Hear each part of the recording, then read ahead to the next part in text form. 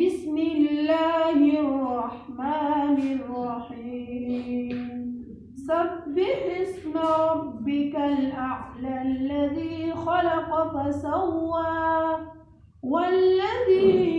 قدر فهدى والذي أخرج المرعى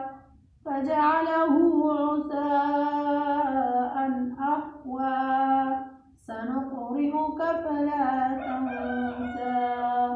إلا ما شاء الله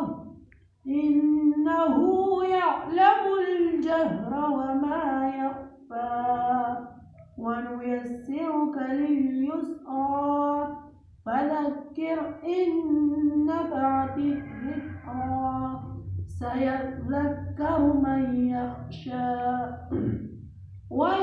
ويتجنبها الأشقى الذي يصلى النار الكبرى